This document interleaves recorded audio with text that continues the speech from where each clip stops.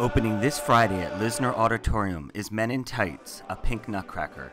The Gay Men's Chorus of Washington, D.C. brings audiences a mixture of traditional holiday music and their interpretation of the holiday classic, The Nutcracker.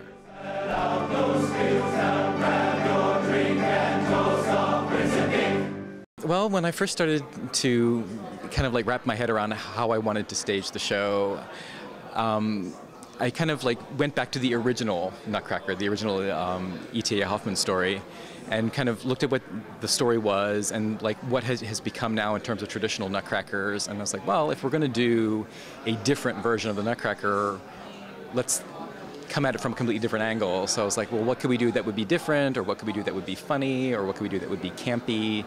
And so in some cases it was just kind of like taking a very traditional dance but like throwing a fun prop in their hands. In some cases it was just completely reimagining the number. Like Sugar Plum Fairy is usually very traditionally, you know, beautiful and lovely and feminine, and we've kind of reimagined her in a different way this time, you know. But yet the Russian number is very traditional. It's very lots of leaps and jumps and turns and very Russian oriented in nature. We were lucky enough to see some of the lifts and the moves that the two dancers are doing in the show, and that certainly demonstrates a lot of athleticism and strength to be able to do something like that. How was it getting ready and testing them to see if they were able to handle some of those moves? I actually just kind of like took a leap of faith with a lot of it. I knew that I wanted a lot of lifts in the show. I mean, it's just very traditional for ballet. You know, the man lifts the girl all the time, and so.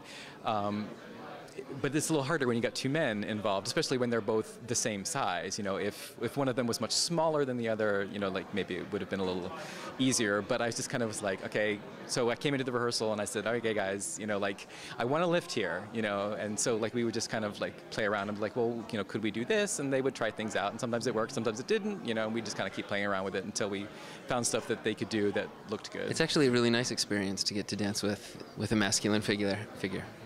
How about you?